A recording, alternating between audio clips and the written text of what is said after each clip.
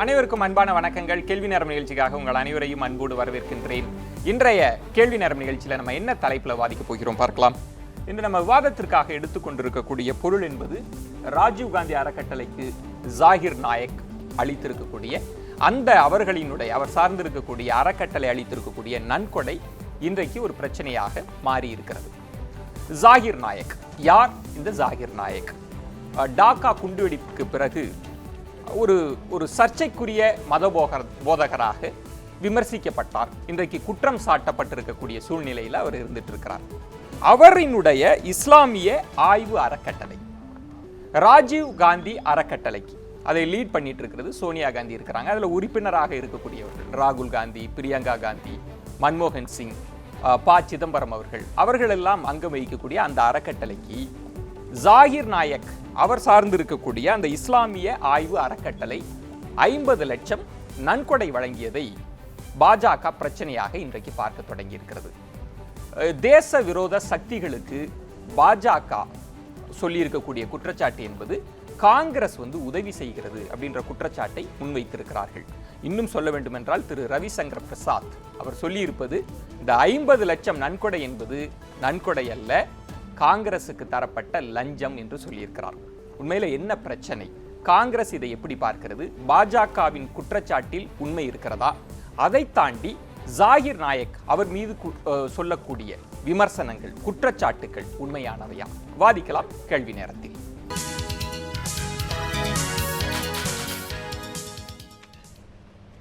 மீண்டும் உங்களை வரவேற்கின்றேன். சர்ச்சைக்குரிய மதபோதகர் ஜாகிர் நாயக் அவரினுடைய இந்த இஸ்லாமிய ஆய்வு அறக்கட்டளை அளித்திருக்கக்கூடிய இந்த 50 லட்சம் இன்றைக்கு ஒரு பெரிய பிரச்சனையாக மாறியிருக்கிறது. அது பற்றி தான் நம்ம விவாதிக்க இருக்கின்றோம். இன்றைக்கு வந்திருக்கக்கூடிய கருத்துரையாளர்களை உங்களுக்கு அறிமுகம் செய்து விடுகிறேன். காங்கிரஸிலிருந்து ஹிதாயத்துல்லா அவர்கள் வந்திருக்கிறார். வணக்கம். மாமகவிலிருந்து திரு அப்துல் சமத் அவர்கள். வணக்கம். அரசியல் விமர்சகர் பெருமாள் மணி அவர்கள். வணக்கம். பாஜகவில் இருந்து ராஜலட்சுமி, பேராசிரியர் ராஜன், 4 பேருக்கும் என்னுடைய வணக்கத்தை தெரிவித்துக் கொள்கிறேன். ஹிதாயத்துல்லா, உங்களிடம் இருந்து தான் ஆரம்பிக்கணும். இந்த 50 லட்சம் வாங்கப்பட்டது, அது திருப்பி கொடுக்கப்பட்டதாகலாம் சொல்லுது. அதெல்லாம் நம்ம ஒவ்வொரு கட்டமாக விவாதிக்கலாம். ஆனால் இந்த 50 லட்சமே லஞ்சம்னு திரு ரவிசங்கர் பிரசாத் சொல்றார். அதுவும் எங்க சமரசம் செய்றீங்கன்னா தேச நலன்ல, தேச பாதுகாப்புல சமரசம் செய்து வாங்கிய 50 லட்சம் லஞ்சம்னு சொல்றார். இந்த குற்றச்சாட்டை எப்படி பார்க்கிறீங்க? முதல்ல ஜாகிர் நாயக் மீது ஏதாவது குற்றம் நிரூபிக்கப்பட்டிருக்கிறதா என்றால் இல்லை. இரண்டாவது, இந்தியாவிலே ஏதாவது அவரால் ஒரு பயங்கரவாத நிலை உருவாகியிருக்கிறது என்று சொன்னால் அதுவும் இல்லை. இரண்டாவது, இந்தியாவிலே பல பயங்கரவாதங்களுக்கு காரணமானவர்கள், பாபரி மசூதி இடிப்புக்கு சம்பந்தப்பட்டவர்கள், அதன் பிறகு பல கலவரங்கள், அது ரியாக்ஷனுக்கெல்லாம் கூட சில தண்டனைகள் கொடுக்கப்பட்டிருக்கு. அந்த ஆக்ஷன்ஸ்க்கு இதுவரை இந்த பல லட்சம் உயிர்கள், பல கோடி பணங்களெல்லாம் போயிருக்கு. இவையும் தேச விரோதம் தான். இப்போ கண்ணையா அவர்கள் மீது போட்டிருக்கக்கூடிய தேச விரோதம் மாதிரியோ, அல்லது நம்முடைய ஹர்திக் பட்டேல் அவருக்கும் இந்த தேச விரோத சட்டம்னு போட்டிருக்காங்க இல்லையா? இப்படி பார்க்கும் பொழுது இன்னைக்கு யாரோ இந்த சட்டத்திற்குள் வர வேண்டியவர்கள் வரவில்லை. எந்த தவறும் இந்தியாவில் இதுவரை செய்யவில்லை. அவர் மீது குற்றம் சாட்ட முடியவில்லை. உதாரணமாக பங்களாதேஷில் நடந்த ஒரு சம்பவத்தில் இவருடைய பேச்சை கேட்டோம் என்று சொல்கிறார்கள். ஒரு சின்ன ஒரு உண்மையை நான் சொல்கிறேன். தமிழ்நாட்டில் நடக்கக்கூடிய, இந்தியா முழுக்கும் நடக்கக்கூடிய பல கொள்ளைகள், கொலைகள், தற்கொலைகளுக்கு நான் இந்த நடிகரை பார்த்து தான் நான் இதை செய்தேன், இந்த படத்தை பார்த்து தான் நான் இதை செய்தேன் என்பதற்காக யாரையாவது நாம் தண்டித்து இருக்கிறோமா? கொஞ்சம் யோசிக்கணும். ஒரு ஜாகிர் நாயக் என்ற ஒரு மனிதர். சரி புரிஞ்சிருச்சு. ஆனா எங்க பிரச்சனைன்னா, இவ்வளவு தூரம் ஜாகிர் நாயக் தவறு செய்யல, அவர் மீது ஒரு குற்றச்சாட்டு தவறானது அப்படின்னு நீங்கள் சொல்வீர்களே, ஆனால் இருங்க சார், எதுக்காக 50 லட்சத்தை திருப்பி கொடுக்கணும்? ஒரு நிமிஷம். நீங்க கொடுத்து நாங்க வாங்கினோம் அப்படின்னு நீங்க சொல்லி இருக்கணும். திருப்பி கொடுத்துட்டு இப்படி பேசுறது எப்படி நியாயம்? இருக்கிறது பாரதிய ஜனதா அரசு. இந்த திருப்பி கொடுத்த பிறகே இந்த அளவுக்கு ஒரு கட்சியை அவமானப்படுத்துவதற்கு முயற்சி எடுக்கிறார்கள் என்றால் இந்த பாரதிய ஜனதா அரசு இன்னும் இதையும் தாண்டி செய்வார்கள். அப்ப சீசரின் மனைவி சந்தேகத்துக்கு அப்பாற்பட்டவர்களா இருக்கணும். நீங்க திருப்பி கொடுத்ததுனால எல்லாம் நீங்க சந்தேகத்துக்கு அப்பாற்பட்டவங்க எல்லாம் ஆயிடல. இருங்க சார், நீங்க ஒரு ஸ்டேட்மெண்ட் எடுக்கிறீங்க, நான் அதையே திரு அப்துல் சமதுட்டே, ஏன்னா ஜாகிர் நாயக் சார்ந்து இருக்கக்கூடிய அந்த அறக்கட்டளையில் இருக்கிறவங்களே உங்களையும் அப்படிதான் தள்ளி தான் வச்சு பார்க்குறாங்க. உங்களுக்குள்ள இருக்கக்கூடிய பிரச்சனையில எங்களை மாட்டாதீங்க. நான் கேட்பது, நீங்க முதல்ல ஒரு ஸ்டேட்மெண்ட் கொடுக்குறீங்க, ஜாகிர் நாயக் குற்றமற்றவர், பலர் குற்றச்சாட்டுல அவர் மீது சார்ஜ் ஷீட்லாம் இல்லைன்னா அந்த நன்கொடையை நீங்க வச்சிருக்கணும். அவர் குற்றமற்றவர்னு நீங்க நின்றுந்தீங்கன்னு வைங்க, காங்கிரஸ் ஸ்டேட்மெண்ட்ல நிக்கிது உறுதியான அர்த்தம். திரும்பவும் நான் சொல்வது, வாஜ்பாய் அவர்கள் ஆட்சியில் இருக்கும்போது ஏறத்தாழ 25 ஆண்டுகள் இந்த அமைதி பணியை அவர் செய்து கொண்டிருக்கிறார். அந்த அழைப்பு பணி என்ற பணியை செய்து கொண்டிருக்கிறார். வாஜ்பாய் ஆட்சி காலத்திலும் அவர் செய்திருக்கிறார். அதற்கு முன்னால் பாஜகவுடைய கூட்டணி இருக்கும்போதும் செய்து கொண்டிருக்கிறார். ஆனால் அப்பொழுது இல்லாத ஒரு குற்றச்சாட்டை இப்பொழுது கூறுகிறீர்கள். நீங்க கேட்கிற கேள்விக்கு போறேன், என்றைக்கு இந்த குற்றச்சாட்டை இந்த அரசு சுமத்துகிறதோ, இப்ப சுமத்தி இருக்கு, அந்த சுமத்தும் போது காங்கிரஸ் நாங்கள் சரியாக இருக்க வேண்டும் என்ற ஒரு நிலையில் தான் அந்த திருப்பி கொடுக்கிற இதை செஞ்சிருக்கோம். ஒரு நிமிஷம் இல்ல சார், நாளைக்கு மீண்டும் அவர் சரியானவர் இருங்க சார்.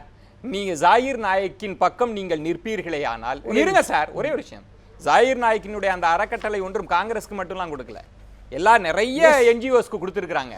அவங்களுக்கெல்லாம் பிரச்சனை இல்லை. நீங்க உடனடியாக அந்த நாங்க அப்பயே கொடுத்துட்டோம், இருங்க சார், குற்றம் சுமத்தப்பட்ட பிறகு நாங்க கொடுத்துட்டோம்னா நீங்க ஜாகிர் நாயக் பக்கமும் இருக்கவில்லை, தார்மீக அடிப்படையிலே இல்ல, ஊசலாடுது காங்கிரஸ். சகோதரர் விஜயன் நாளை ஒரு கொலை செய்கிறான்னு வச்சுக்கோ உதாரணமா, இன்றைக்கு நான் அவரோட நட்பா இருக்க கூடாதா?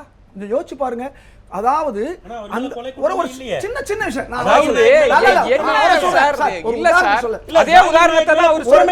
ஒரு உதாரணம் சொல்றேன். அதாவது ஜாகிர் நாயக் மீது குற்றம் சுமத்தப்பட்டிருக்கிறது. அதற்கு முன்னால் நான் இப்பவும் சொல்றேன், வாஜ்பாய் ஆட்சி இஸ்லாமியர்களை இப்படித்தான் காங்கிரஸ் கையாளும். ஒரு நிமிஷம், அதான் பிரச்சனை. ஒரு நிமிஷம், காங்கிரஸ் இப்படித்தான் இஸ்லாமியர்களை கையாளும். நான் குறுக்க பேசணும் நீங்க விரும்புறீங்க. ஒரே இல்லங்க, இல்ல நம்ம இல்ல சார், திரு ஹிதாயத்துல்லா ஆழ்ந்த அனுபவம் கொண்டவர்ன்றதுனால தான் நான் ஏன்னா இந்தியத்துல இருக்கக்கூடிய இந்த பிரச்சனைகள்லாம் நீங்க உள்வாங்கினவர்ன்றதுனால நான் கேட்கிறேன். ஜாகிர் நாயக் அவர் குற்றமற்றவர் அப்படின்ற ஒரு ஸ்டாண்ட். இருங்க சார், இருங்க சார், நான் சொல்வது குற்றமற்றவர், அதற்கு எதிர்ப்பதத்துக்கு வருகிறேன் அப்படின்ற ஒரு நிலைப்பாடு எடுத்திருந்தா இந்த 50 லட்சம் நன்கொடையை நீங்க திருப்பி கொடுத்துரு. இருங்க சார், திருப்பி கொடுத்துருக்க கூடாது. பாஜகவுக்கு நீங்க எப்படி தெரியுங்களா பதில் சொல்றீங்க? நாங்க திருப்பி கொடுத்துட்டோம், அத உடனடியாக டாக்கா இன்சிடென்ட்க்கு பிறகு திருப்பி கொடுத்தீங்கன்னு சொல்றீங்கல்ல, வாங்க கூடாதுன்னு கேட்டிருக்கணும். அப்படி கேட்டிருந்தால் காங்கிரஸ் நிலைப்பாடு சரி. நீங்க கேட்டிருக்கணும், ஏன் Zakir Naik why not we get it? ஏனா இது ஒரு கேட்கல, அவர் பேசட்டும், லீகலா அவங்க மந்திரியா அவர்களுக்கு இல்ல, ஏனா நீங்க பதில ரைட் சார், நான் திரும்பவும் சொல்றேன், நன்றாக சொல்றேன், திரும்பவும் சொல்றேன், அவர் குற்றம் சாட்டப்பட்டிருக்கிறார் என்ற பொழுது நாங்கள் ஒரு அகில இந்திய கட்சி, அதில் நாங்க சரியா இருக்கணும். அத நீங்க அவர் குற்றம் சாட்டப்படுவதற்கு முன்னால் இதையும் உங்களுக்கு சொல்ல விடுங்க. வாஜ்பாய் ஆட்சியில் இருக்கும் போது இதே அவர் ஜாகிர் நாயக் இருந்தார், இதே அழைப்பு பணி செய்தார். மோடி அவர்கள் ஆட்சி வந்த பிறகும் 2 ஆண்டுகள் அவர் இருந்திருக்கிறார். இந்த 2 ஆண்டுகள் அவர் தவறு செய்தவர், ஏற்கனவே அவர் பணம் கொடுத்த பிறகு அவர் தவறு செய்தவராக இருந்தால் இந்த ஆட்சி வந்த அன்றைக்கு ஜாகிர் நாயக் மீது நடவடிக்கை எடுக்கணும். இருங்க மணி வந்துறேன். ஆனா என்னன்னா இருங்க சார், இல்ல சார், இருங்க சார், ஒரே இருங்க சார், இல்ல முதல் சுற்று தான் என்ன திரும்ப திரும்ப முரண் பதில் வளண்டுகிட்டே இருக்கிறதுல என்னன்னா நான் திரும்ப கேட்கிறேன், இல்ல தெளிவா இல்ல எனக்கு பதில் சொல்லுங்க. பாஜக ஒரு குற்றம் சுமத்துறது, இன்னும் எஃப்ஐஆர் போடல, இன்னும் அதிக ஆவணங்கள் தேவை அப்படின்னு சொலிசிட்டர் சொல்றாரு. அப்படி இருக்கிறப்ப காங்கிரஸ் போன்ற ஒரு மிகப்பெரிய கட்சி என்ன சொல்லியிருக்கணும்னா, ஜாகிர் நாயக் இந்த அறக்கட்டளையிடம் இருந்து 50 லட்சம் வாங்கியதில் என்ன தவறு அப்படின்னு கேட்டிருந்தா சரி. நீங்க கேட்கல, காங்கிரஸுக்கு தெரியும் அவர் தவறானது, தவறு செய்திருக்காங்க. அதாவது பாரதிய ஜனதா எதிர்பார்க்கிறதுனா காங்கிரஸ் செய்யணுங்கிற அவசியம் இல்ல. காங்கிரஸை பொறுத்தவரை எங்களுக்கு ஒருவர் மீது குற்றம் சாட்டப்பட்டது என்றால் அவர் சுத்தமாக தூய்மையாக வருகின்ற வரை நாங்கள் அவரோடு தள்ளிதான் நிற்கணும். ஆனால் குற்றம் சாட்டப்பட்டவர் என்பதை நான் சொல்லியிருக்கேன். அப்ப குற்றம் சாட்டப்பட்டவரை வைத்துக் கொண்டு இந்தியாவில் எவ்வளவு பேர் குற்றம் சாட்டப்பட்டிருக்காங்க. இன்றைக்கு கூட பல பேர் எஃப்ஐஆர் கூட இல்ல.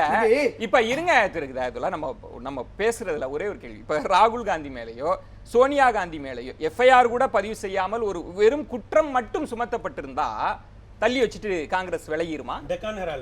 நான் சொல்றேன் விலகிருமா? சொல்றேன், அது கட்சிக்கு உட்பட்டது. இது எப்படி பண்றாங்கன்னா, பாரதிய ஜனதா ஆட்சி வந்ததிலிருந்து சிறுபான்மை மக்களுக்கு எதிராக, தலித் மக்களுக்கு எதிராக எல்லா தெளிவான பெருமாள்மணி ஒரே ஒரு கேள்வி இல்ல பெருமாள்மணி, என் கேள்வி பாஜக ஒரு பெரிய கேள்வியை எழுப்புது. அது என்னன்னா anti social element, anti national எலிமெண்டோடு காங்கிரஸ் கைகோர்க்குதுன்றப்ப ஆமா டாக்கா பிரச்சனை இருக்கிறது, இது ஏதோ இல்ல பல உளவு நிறுவனங்கள்லாம் சொல்லி இருக்கிறப்ப நாங்க நன்கொடையை திருப்பி கொடுத்தோன்ற ஸ்டேட்மெண்ட்ல பிழை இருப்பதா நீங்க பார்க்கறீங்க? இங்க பாருங்க ஜூலை ஜூலை 12ஆம் தேதி 2016 ஹிந்து ரிப்போர்ட் பண்றான். there is no other strong evidence to link Dr. Nayak to terror related activities other than reported charges that he inspired the Dhaka and Hyderabad terrorists. இதுக்கு ஹெட் நியூஸ் பாருங்க. Zakir Naik gets clean sheet from Maharashtra Intelligence Department. No arrest on his return to India. July மாதம் 12ஆம் தேதி Mumbai edition Hindu இப்படி report பண்ணுது. அதே ஜூலை மாதம் ஜாகிர் நாயக் கிட்ட வாங்கின 50 லட்சம் ரூபாயை காங்கிரஸ் வந்து திருப்பி கொடுக்கு. ஜாகிர் நாயக் வந்து ஒரு ஃபவுண்டேஷன், ஒரு ரெஜிஸ்டர்ட் ஃபவுண்டேஷன். ராஜீவ் காந்தி ஃபவுண்டேஷன்ங்கிறது ஒரு ரெஜிஸ்டர்ட் ஃபவுண்டேஷன். FCRN சொல்லுவாங்க, உள்துறை அமைச்சகத்தில் ரெஜிஸ்டர் பண்ணணும். நீங்கள் அப்படி ரெஜிஸ்டர் பண்ணீங்கன்னா வெளிநாடுகள்லேருந்து நீங்கள் பணம் வாங்கிக்கலாம். நீங்கள் நல்லா கவனிச்சுங்க, ஒரு ஃபவுண்டேஷன் கொடுக்கலாம், அது கொடுக்கலாம். எல்லாமே லீகல் தான், எல்லாமே லீகல் தான்.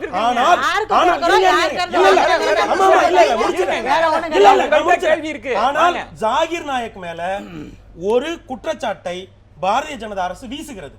நீங்க சொன்னபடி ஒரு எஃப்ஐஆர் கிடையாது, ஒண்ணும் கிடையாது. இந்த நேரத்தில் மைனாரிட்டிகளின் காவலன் என்று சொல்லக்கூடிய காங்கிரஸ் ஜாகிர் நாயக்கின் பின்னால் நின்றிருக்க வேண்டும். நீங்கள் திருப்பி கொடுத்தது மூலம் ஜாகிர் நாயக்கின் மீது உள்ள குற்றச்சாட்டை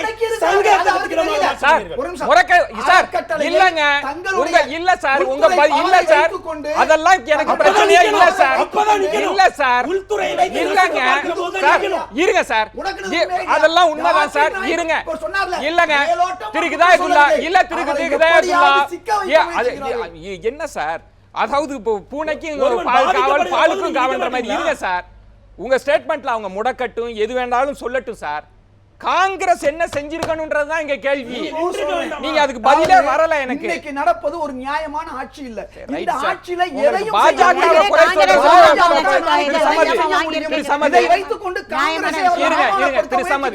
திரு சமது, இந்த இடத்துல காங்கிரஸ் ஒரு நிலைப்பாடு எடுக்குது. நான் பாஜகவுக்குன்னு தனியான கேள்வி. காங்கிரஸை நெருக்கடிக்குள் கொண்டு வரணும்ன்றதெல்லாம் இந்த விவாதத்தினுடைய நோக்கம் அல்ல. ஆனால் அந்த நன்கொடையை திருப்பி கொடுத்துட்டோம் அப்படின்னு இப்படி விலகி நிற்கக்கூடிய அந்த நிலைப்பாட்டை எப்படி பார்க்கிறீங்க? பாஜகவின் குற்றச்சாட்டை எப்படி பார்க்கிறீங்க? அதாவது வந்து இந்த சூழலே காங்கிரஸை நெருக்கடிக்கு உள்ளாக்கணும் அப்படின்றது தான் இதனுடைய பின்னணியில் இருக்கக்கூடிய ஒரு மிக முக்கியமான நிலை. திக்விஜய் சிங்கு ஏற்கனவே ஜாகிர் நாயக்கினுடைய ஒரு நிகழ்ச்சியில் பங்கேற்றார் என்ற உடனேயே அப்போது வந்து ஒரு கடுமையான குற்றச்சாட்டு வைக்கப்பட்டது. ஜாகிர் நாயக்கோடு திக்விஜய் சிங் இருக்கிறார். திக்விஜய் சிங் அதை எதிர்கொண்டார். எப்படி எதிர்கொண்டார்னு சொன்னால், ராஜ்நாத் சிங் சொல்லக்கூடிய இந்த உள்துறை அமைச்சர் காவி பயங்கரவாதியான பிரக்யா சிங் தாக்கூரோடு ஆலோசனை செய்யக்கூடிய போட்டோவில் இருந்திருக்கிறது. இவர் எப்படி உள்துறை அமைச்சராக இருக்கிறார் என்ற ஒரு கேள்வி எழுப்பிய போது நான் முடிச்சிடறேன். ஒரே ஒரு விஷயம் குறுக்கிட்டு ஏன் கம்பேர் பண்ண முடியாது? இல்ல இல்ல இருங்க, எதுக்காக கம்பேர் பண்ண முடியாது? அதாவது ஃபவுண்டேஷன் வந்து ஒரு ஆக்சுவலா இவங்க வந்து ஒரு ரிசர்ச் ஃபவுண்டேஷன் சொல்லிட்டு நீங்க இல்லங்க அது இல்ல, அதுக்கெல்லாம் வரலாம். இவங்க அந்த கிறிஸ்டியனா நான் கேக்கல. இல்ல இல்ல இல்ல இல்ல இல்ல இல்லங்க, நம்ம கேள்விக்கு கிறிஸ்பா வரவே இல்ல. எல்லாம் விரிவான விடையாவே இருக்கு. நான் திரும்ப கேக்குறேன். இப்ப அவர் சொன்னதுக்கும் இதுக்கும் சம்பந்தப்படுத்த முடியாதுன்னு சொன்னீங்கல்ல, ஏன் சம்பந்தப்படுத்த முடியாது? அதுக்கு சொல்லுங்க பதில். அதாவது அதுவும் இது வேறுன்னு சொன்னீங்களே, சொல்லுங்க அதுக்கு பதில். அதாவது டெரரிஸ்டோட சம்பந்தப்பட்டது கிடையாது. அது ராஜ்நாத் சிங்கோட விஷயம். டெரரிஸ்டோட சம்பந்தப்பட்டது. அதாவது டாக்காவில் ஒரு 11 பேர் கொல்லப்பட்டது, எத்தனையோ பேர் காயப்படுத்தப்பட்டது. இல்ல அவர் கேட்ட கேள்வி உங்களுக்கு புரியும் நினைக்கிறேன். மலைகான் குண்டு வெடிப்போடு சம்பந்தப்பட்டு எஃப்ஐஆர் பதிவு செஞ்சிருக்காங்களா இல்லையா? நான் உங்களை தான் கேட்கிறேன். எஃப்ஐஆர் போட்டிருக்காங்களா இல்லையா? அது வந்து வேற தனியா பாப்பீங்க. இஸ்லாமிக் ஃபவுண்டேஷனோட நம்ம எவ்வளவு கஷ்டப்படுறோம், எவ்வளவு விஷயங்கள் நடக்குது. இதுக்கு எனக்கு தெளிவான பதில் வரல. நீங்க திரும்ப வாங்க. அதாவது வந்து அப்போ வந்து திக்விஜய் சிங் அதை எதிர்கொண்டார் அந்த சூழல்ல. அதுக்கு அடுத்ததாக வந்து இப்போ நம்ம நடிகை ரம்யாவினுடைய ஒரு செய்தி. அவங்க என்ன சொல்றாங்கன்னு சொன்னா, இந்தியாவினுடைய சுதந்திர போராட்டம் நடந்த காலகட்டங்களில் RSS சுத்தமாக அந்த சுதந்திர போராட்டங்களில் ஈடுபடாமல் ஆங்கிலேயருடன் கைகோர்த்து கொண்டிருந்தது அப்படின்ன உடனே இப்போ அவங்க மீது கிரிமினல் வழக்கு பதிவு செய்யக்கூடிய அளவுக்கான ஒரு சூழல் உருவாகி இப்போ வந்து அது ஒரு நெருக்கடி. அடுத்ததாக ராகுல் காந்தி என்ன சொல்கிறாருன்னு சொன்னால், RSS காந்தியினுடைய படுகொலையில் தொடர்புள்ளது அப்படின்னு சொன்ன உடனே அது உச்சநீதிமன்றம் மன்னிப்பு கேட்கணும்னு சொன்னால் கூட கெத்தாக நின்னார். இல்ல கெத்தா நின்னாரா? கோர்ட்ல என்ன ஸ்டேட்மெண்ட், வெளியில என்ன ஸ்டேட்மெண்ட்? இல்ல அப்படி கெத்தா நின்னாரா? இல்ல அதாவது இல்ல கோர்ட்ல என்ன ஸ்டேட்மெண்ட் கொடுக்கப்பட்டது, வெளியில என்ன ஸ்டேட்மெண்ட் கொடுக்கப்பட்டது, அது உங்களுக்கு தெரியாது. நம்ம அப்படி சொல்லிட அதாவது வந்து அடுத்து இல்ல அதாவது வந்து இந்த நிலையிலேயாவது இதை நிக்க முடியுது இல்லையா? காங்கிரஸை பொறுத்த வரைக்கும் முழுசா முட்டு கொடுத்து நிறுத்த வேண்டிய அவசியம் எங்களுக்கு இல்ல. காங்கிரசினுடைய கடந்த கால தவறுகள் நிறைய இருக்கிறது. இல்ல நான் முடிச்சிடறேன். நிறைய பிரச்சனைகள் இருக்கிறது, நாம் இல்லைன்னு சொல்லலாம். ஆனால் நான் இப்ப இதெல்லாம் எதுக்காக சொல்ல வரேன்னு சொன்னா, காங்கிரஸை ஓரளவுக்கு இன்றைக்கு ஒரு மிகப்பெரிய ஒரு மதவெறிய ஆட்சி நடந்து கொண்டிருக்கக்கூடிய ஒரு காலகட்டத்தில் இந்த மதசார்பற்ற சக்திகளை ஒருங்கிணைத்து நிற்குவதற்கான ஒரு சக்தியாக காங்கிரஸ் நிற்கக்கூடிய நிலையில் அகில இந்திய அளவில் அதையும் இன்றைக்கு பலகீனப்படுத்தக்கூடிய ஒரு வேலையில அவர்கள் மீது ஒரு குற்றச்சாட்டை திணித்து அவர்களை தனிமைப்படுத்தி அவர்களை ஒன்றுமில்லாதவர்களாக ஆக்கக்கூடிய ஒரு வேலையை இன்றைக்கு பிஜேபி அரசு செய்வதை நாம் ஏற்றுக்கொள்ள முடியாது அப்படின்றது தான் இந்த நேரத்தில் எங்களால் சொல்ல முடியும். அதே நேரத்தில் நன்கொடையை வந்து திருப்பி கொடுத்ததுன்றது ரொம்ப சரியான விஷயம். அதாவது நான் சரியானது அப்படின்னு சொல்ல வரேன். நான் முடிச்சறேன். அது அந்த நிலைப்பாட்டை நான் முடிச்சறேன். நன்கொடை திருப்பி கொடுத்ததுங்க சொல்ல வர்றீங்களே, நான் என்ன கேக்குறேன், நான் இல்லாதத கொலை செய்யப்பட்ட அல்லாஹ்வை தார்மீக நிலைப்பாடுங்க. நன்கொடை கிடையாது. ஒரு விஷயம், ஒரு கிரைசிஸ்ல முஸ்லிம்களை காங்கிரஸ் காப்பாற்றுமா காப்பாற்றாதா கைவிடுமாங்கற நன்கொடை. நான் திரும்பவும் சொல்றேன், காங்கிரஸ் தலித்துகளையும் இஸ்லாமியர்களையும் வாக்கு வங்கியாக பயன்படுத்துகிறது. மாட்டுக்கறி விஷயத்திலே கொல்லப்பட்ட கொலையுண்ட அசிங்கப்படுத்த ஒரு குடும்பம் மீது இன்னைக்கு வழக்கு பாய்ந்து அவர்கள் எல்லாம் கோட்டுப்படி நிற்கிற அளவுக்கு இந்த ஆட்சி நடந்துகிட்டு இருக்கு. பாதிக்கப்பட்டவர்களுக்கு எதிரான ஒரு ஆட்சி இருக்கும்போது எப்படி நடந்து கொள்ள வேண்டும் காங்கிரஸ்? சரி, நான் மீண்டும் நினைவுபடுத்துகிறேன். பாஜக ஆட்சியில எப்படி கொடுமைகள் நடக்கிறதா, சாதனைகள் நடந்ததா, அதெல்லாம் விவாதம் அல்ல. ஜாகிர் நாயக் அவர் சார்ந்து இருக்கக்கூடிய அந்த அமைப்பு வழங்கி இருக்கக்கூடிய நன்கொடையை காங்கிரஸ் பெற்றுக்கொண்டது சரியா தவறா, திருப்பி கொடுத்ததன் மூலம் என்ன நிலைப்பாடை எடுத்திருக்கிறார்கள், நம்ம அதை தான் பேச இருக்கிறோம். ஆனால் இதை தாண்டி பாஜகவிடம் கேட்பதற்கு நிறைய கேள்விகள் இருக்கிறது. கேட்கலாம். ஒரு சிறிய விளம்பர இடைவேளைக்கு பிறகு பொறுத்திருங்கள்.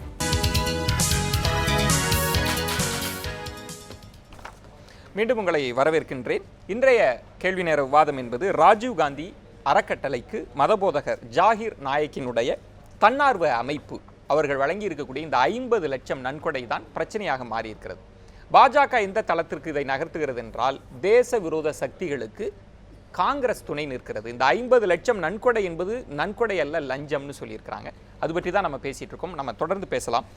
ராஜலட்சுமி, உங்களிடமிருந்து தான் நான் கேட்கணும். ஜாகிர் நாயக் அந்த இஸ்லாமிய ஆய்வு அறக்கட்டளை இருக்கு இல்லை, ஜாகிர் நாயக்கே எடுத்துப்போமே, அவர் மீது எப்போது குற்றம் சுமத்தப்படுகிறது? அவர் மீது எப்ப இவர் சர்ச்சைக்குரியவர்ன்ற பிரச்சனை வருது? அதாவது எந்த ஆண்டு வருது? அதாவது நீங்கள் என்னமோ கொஸ்டின் ஆன்சர் மாதிரி கேட்டுட்டு இருக்கீங்க. இந்த ஜாகிர் நாயக் பிரச்சனைன்னு சொல்லும்போது ராஜீவ்காந்தி ஃபவுண்டேஷன் முதல்ல சொல்லணும் அது எவ்வளோ முக்கியத்துவம் வாய்ந்தது அப்படின்னு சொல்லிட்டு.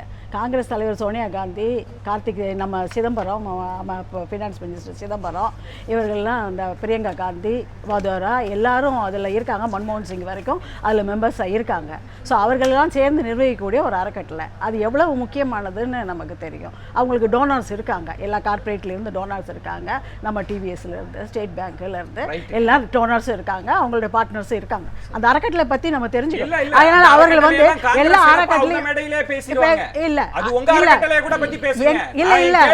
அந்த மாதிரி ஒரு அறக்கட்டளை எவ்வளவு பொறுப்பா இருக்கணும்னா அவங்க எங்க இருந்து பணம் வாங்கும்போது அறக்கட்டளை இருக்கு. அதுதான் நான் கேக்குறேன். 2011ல பணம் வாங்கியிருக்காங்க. 2012ல மோனிஷ் திவாரி சொல்லியிருக்காரு. மோனிஷ் திவாரி ஒரு இது பண்ணும்போது இதுல கொஞ்சம் சிக்கலான அறக்கட்டளைகள்லாம் இருக்கு அப்படிங்கும் போது இவங்க பணத்தை திருப்பி கொடுத்தாங்க. எப்ப கொடுத்திருக்கணும்? 2012ல அந்த பிரச்சனை வரும்போதே கொடுத்துருக்கணும். அவங்க அதையெல்லாம் விட்டுட்டு தற்பொழுதுதான் பணத்தை திருப்பி கொடுத்துருக்காங்க. அவங்க சொன்ன மாதிரி காங்கிரஸ் வந்து அவங்க இஸ்லாமிக் ஃபவுண்டேஷன் சொல்லிட்டு அவங்கள சப்போர்ட்டும் பண்ணல. யார்கிட்ட பணம் வாங்கினாங்களோ அவங்கள சப்போர்ட்டும் பண்ணல. ஏன்னா ஒரு நெறியாளரை எனக்கே இதுல சில நிறைய கேள்விகள் இருக்கிறதுனால கேட்கிறேன். இப்போ 2012ல நான் அதை திரு ஹிதாயத்துல்லாட்டே கேட்கிறேன். அங்க அவங்க பார்லிமெண்ட்ல என்ன பதிவு பண்ணாங்கன்னா, அதை தாண்டி மோடியினுடைய இந்த 2.5 ஆண்டுகால ஆட்சி வந்தது இல்லைங்களா? அப்போ வந்த உடனடியாகவே அவருடைய தன்னார்வ அந்த அறக்கட்டளையினுடைய எல்லா ஃபண்ட் அதனுடைய சர்க்குலேஷன் எல்லாம் கட் பண்ணிட்டீங்களா, தடை செஞ்சிட்டீங்களா? இந்த 2.5 ஆண்டுகள்ல அது முழுமையா முடக்கப்பட்டுருச்சா? ஒருவேளை அப்படி 2012லேயே காங்கிரஸ் அதை செய்திருக்க வேண்டும் என்றால் நீங்க ஆட்சிக்கு வந்தோனே அதை பணம் நாங்களாங்க பணம் வாங்கணும் அவங்ககிட்ட இருந்து. நாங்களா பணம் வாங்கணும். நாங்க பிஜேபி அறக்கட்டளைக்கு பணம் வாங்கணும். காங்கிரஸ் அறக்கட்டளைக்கு தான பணம் வாங்கிருக்காங்க. அவங்க இன்னைக்கு ஏன் ஏற்கனவே திருப்பி கொடுக்கல, ஏன் வாங்குறாங்க, இன்னைக்கு ஏன் திருப்பி கொடுத்தாங்க, இதுதான் அதுல சிக்கலான விஷயம். இதுதான் நம்ம விவாதிச்சுட்டு இருக்கோம். ஆகையினால மோடி வந்த உடனே இந்த அறக்கட்டளையை பார்க்கல அப்படின்னு நீங்க கேட்க கூடாது. ஏன்னா டாக்கா இன்சிடென்ட் வந்த பிறகுதான் இது பிரச்சனை ஆகுது. அதுக்கப்புறம் மகாராஷ்டிரா கவர்மெண்ட்ல நாங்க ரிப்போர்ட் கேட்டிருக்கோம். அதுக்கு தெளிவுபடுத்த உங்களுக்கு ஸ்பேஸ் தரேன். நான் திரும்ப கேக்குறேங்க. இப்ப காங்கிரஸ் திரு ஹிதாயத்துல்லாவிடம் கேட்கிறேன் என்றால் அது காங்கிரஸ் மீது கேட்கப்படுகிற கேள்வி. ஆனால் பாஜக மீது நான் ஒரு கேள்வி கேட்கிறேன் என்றால் மத்திய அரசின் மீது நான் கேட்கிற கேள்வி. முதல்ல அதை தெளிவுபடுத்திப்போம். அதனால பாஜக அறக்கட்டளை வாங்குச்சான்ற பதிலா இல்லாம 2012 அப்படி ஒரு நிலைப்பாடு என்றால் மோடி அரசு வந்த பிறகே இந்த தன்னார்வ அமைப்பை நம்ம மூடிட்டோமா அப்படின்ற ஒரு கேள்வி இருக்குல்ல. இப்ப நம்ம காங்கிரஸை கேட்கிறோம்ல, நீங்க ஏன் கொடுக்கல அப்படின்னா அப்ப என்ன நடந்தது இந்த 2.5 ஆண்டு காலம்? அதை நான் தெரிஞ்சுக்க விரும்புறேன். அதாவது இப்பதான் ரவிசங்கர் பிரசாத் நாங்க மகாராஷ்டிரா கவர்மெண்ட் ரிப்போர்ட் வாங்கணும், ரிப்போர்ட் வாங்கியிருக்கோம். அதே சமயத்தில் வேணா உங்களுக்கு வேணா எந்த டைம்ல வாங்கணும்னு வேணா சொல்றேன். அதே சமயத்தில் அவங்க ரிப்போர்ட் வந்திருக்கு. நாங்க இந்த பங்களாதேஷ்ல இருந்து கவர்மெண்ட்டுக்கு ரெக்வஸ்ட் பண்ணியிருக்காங்க, அவங்களுடைய பேச்சுக்களையும் அவங்களுடைய நடவடிக்கைகளையும் கவனிங்க. இங்க 20 ஸ்கூல் இருக்கு, அவங்களுடைய ஸ்கூல்ல இருக்கு. அந்த ஸ்கூல்ல நாங்கெல்லாம் கண்காணிச்சுக்கிட்டு இருக்கோம். ஏன்னா என்னதுல இன்டர்நேஷனல் ஸ்கூல் எஜுகேஷன் ஸ்ப்ரெட் பண்றோன்னு ஒரு ஆர்கனைசேஷன் வருது. எங்க பீப்புளுக்கு டெரரிசத்தை டீச் பண்ணுது, ப்ரீச் பண்ணுது அப்படின்னு சொல்லிட்டு ஒரு ரிப்போர்ட் வருது. அதனால இந்த இது தாக்கல் ஏற்படுகிறது டாக்கால. சோ அதற்கு பிறகு எல்லாரும் விஜிலண்டா வராங்க. ரொம்ப ஒரே ஒரு திரு சமத் அவர்கள்ட்ட ஒரே ரவிசங்கர் பிரசாத் அது சொன்ன பிறகு காங்கிரஸ் இல்ல அபிஷேக் இருங்க ஒரே ஒரு விஷயம் எல்லாம் உடனே எடுத்து கவுத்தல் பண்ண முடியுமா? இருங்க அது கேள்வி இல்ல. சரி ரைட், நீங்க பண்ண வேண்டாங்க. இப்போ நீங்க வைத்த குற்றச்சாட்டையே நான் கேள்வியா வைக்கிறேன். அபிஷேக் சிங்வி கேட்டிருக்கக்கூடிய கேள்வி, இப்ப இந்த ராஜீவ்காந்தி அறக்கட்டளையில இருக்கக்கூடிய உறுப்பினர்கள்ல யாராவது ஜோதிடர்கள் இருக்காங்களா? அப்படி ஜோதிடர்கள் இருந்தா 2011 நம்ம வாங்குறோம். இப்ப அவங்க 5 வருஷம் கழிச்சு ஏதாவது குற்றச்சாட்டுல ஆளாவாங்க, அதனால வாங்க வேண்டாம்னு யாராவது ஜோதிடர்கள் ஜாதகத்தை பார்த்துக்கிட்டு சொல்லி இருக்கலாம். அங்க எந்த ஜோதிடரும் இல்ல. இருங்க ஜோதிடத்தை பார்த்தாங்களா? நீங்க ஜோதிடத்தை பார்த்துட்டு தான் இது ஆங்கர் பண்ணீங்களா? இல்ல நான் என் கேள்வியை உள்வாங்கல. அபிஷேக் நீங்க கேள்வியை உள்வாங்கல இல்ல தவிர்க்கிறீங்க. இருங்க ஜோதிடத்தை கேட்டு வாங்குவாங்களா? ஜோதிடத்தை கேட்டு பண்ணுவாங்களா? இல்ல என் கேள்வியை நீங்க உள்வாங்கல. நான் இத சொல்லல. அபிஷேக் சிங்வி சொல்ல இருக்கக்கூடிய கேள்வி 2011 நாங்கள் வாங்கிய போது அந்த அமைப்பின் மீது குற்றச்சாட்டு இருந்துதான் கேட்கிறார். அதுதானே அவர் கேட்டிருக்கிறாரு. நான் எதுவும் தவறா சொல்லல. 2012 அவங்க காங்கிரஸே அதை ஒரு சஸ்பெண்ட் பண்ணும்போது அவர்கள் இதுக்கு முன்னாடியே அவருக்கு ஆக்ஷன் எடுத்திருக்கலாம். முதல்ல வாங்கினது தவறு, இன்னைக்கு கொடுத்திருக்கிறார்கள். திருப்பி கொடுக்கும் பொழுது இருங்க நான் சொல்றதை படிச்சு முடிச்சுக்கிறேன். குடும்பமும் ஆதாயம் பெற்றார்களே, அதாவது இவர்கள் இன்னும் நிறைய ஒரு கார்ப்பரேட் இருந்தது அதை வச்சு நாங்க எஜுகேஷன் பண்றோம்னு சொல்றாங்க. ஆகையினால இதை ஒத்துக்க முடியுமா? இதுபடி எப்படி நடக்கும்? இது இவங்களுக்கு தெரியாமல் இருந்ததா? இதெல்லாம் கேள்விக்குறி. இதுதான் இன்னைக்கு ரவிசங்கர் பிரசாத் சொல்லிருக்காரு. இந்த ஆக்ஷன் என்னங்கறதை நம்ம ஃபாலோ பண்ணோம். இல்ல இப்ப நான் திரும்ப தெளிவாக பாஜக சார்பா கேக்குறேன். 2011 ஜாகிர் நாயக் கொடுத்தப்பே வேண்டாம்னு சொல்லியிருக்கணும் காங்கிரஸ், அப்படிதானே? அவர்களுக்கு தெரிந்த பிறகு இது ஒரு சஸ்பெண்ட் பண்ணக்கூடிய நிறுவனங்கள் என்ன தெரிஞ்சிச்சு? அதுதான் என்ன தெரிந்தது அவங்க இப்ப அதனாலதான் நான் காங்கிரஸ் மீது அந்த கேள்வியை வைக்கிறேன். என்ன தெரிஞ்சது நீங்க திருப்பி கொடுத்தீங்க? அதே கேளுங்க. காங்கிரஸ் பாஜக அரசு கேட்ட உடனே கொடுத்தோம்னா வாங்க. இப்ப விளம்பரம் இடைவேளை விட்டது. இப்ப நான் முழுமைப்படுத்துறேன். ஆமா, நான் என்ன சொல்ல வந்தேன்னு சொன்னா, காங்கிரஸ் இந்த செய்திகள், இந்த பிரச்சனைகள்ல ரம்யாவாகட்டும், நம்ம திக்விஜய் சிங் ஆகட்டும், ராகுல் காந்தி ஆகட்டும், இந்த விவகாரங்களில் நின்றார்கள். ஆனால் இந்த விஷயத்துல இவங்க பின்வாங்கினதை நாம் ஏற்றுக்கொள்ளல. ஏன்? இன்னொரு முக்கியமானது என்னன்னு சொன்னா, ஜாகிர் நாயக்கை பொறுத்த வரைக்கும் நான் முடிச்சிடறேன். ஜாகிர் நாயக்கை பொறுத்த வரைக்கும் எந்த குற்றச்சாட்டுகள் நிரூபிக்கப்பட்டிருக்கிறது? ஜாகிர் நாயக்கு ஒரு திறந்த மடல் எழுதியிருக்காரு. அதுல என்ன சொல்றாரு, 25 வருடமாக நான் இந்த பிரச்சாரத்தை செய்து கொண்டிருக்கேன். கொஞ்சம் அமைதியா இருந்தா நான் முடிச்சிடுறேன். அதாவது 25 ஆண்டுகளாக நான் இந்த மத பிரச்சாரத்தை, இஸ்லாமிய மார்க்கம் சம்பந்தமான பிரச்சாரத்தை செய்து கொண்டிருக்கிறேன். 150 நாடுகளில் நான் மதிக்கப்படுகிறேன். ஆனால் என்னுடைய சொந்த நாட்டில் எனக்கு எதிராக இப்படி நிகழ்த்தப்படக்கூடிய பிரச்சனைகளுக்கு என்ன காரணம் என்று எனக்கு தெரியவில்லை. ஒரு மிகப்பெரிய புலனாய்வுகள் செய்யப்பட்டும் கூட ஒரு சின்ன ஆதாரத்தை கூட எனக்கு எதிராக இவர்களால் எதையும் கண்டுபிடிக்க முடியவில்லை. அப்படி ஒரு எந்த செய்தியும் என்னிடத்தில் இல்லை. நான் ஒரு கட்டாய மதமாற்றம் செய்யக்கூடிய ஒரு வேலையில் கூட ஈடுபடுவதில்லை. அப்படி ஒரு நபரை கூட உங்களால் காட்ட முடியாது என்றெல்லாம் அவருடைய கடிதத்தில் அவர் குறிப்பிட்டிருக்கார். அப்போ இவர் டாக்காவுடைய குண்டு வெடிப்புக்கு இவருக்கு தொடர்பு இருக்கிறதா இல்லையா என்பதை அந்த அரசு இது வரைக்கும் சொல்லியிருக்கிறதா? அந்த அரசினுடைய உள்துறை அமைச்சர் சொல்கிறார் இந்த குண்டு வெடிப்புக்கு இஸ்ரேலுடைய தொடர்பு இருக்கிறது என்று. அதை பற்றி விவாதிப்பதற்கோ அதை பற்றி இது பண்றதுக்கோ இந்தியாவினுடைய மிகப்பெரிய ஊடகங்கள் சொல்லக்கூடிய யாரும் அதை பற்றி பேச தயாரா இல்லை. ஆனால் இவர் மீது திட்டமிட்டு குற்றச்சாட்டை சுமத்தி இவரை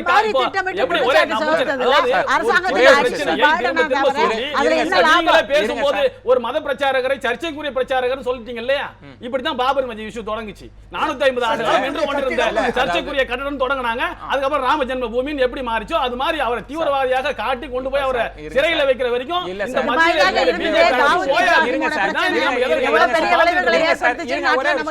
இப்ப மலேகான் குண்டுவெடிப்போ பல குண்டுவெடிப்புகள் பற்றி நம்ம இந்த தரப்பிலிருந்து பேசுறப்பையும் எல்லாமே எதுவுமே நிரூபணமாகல, யாரும் தண்டனை வாங்கல. ஆனால் அது சர்ச்சையாக மாறத்தான் செய்யும். ஊடகம் அதை கையில் எடுத்து விவாதிக்கத்தான் செய்யும்.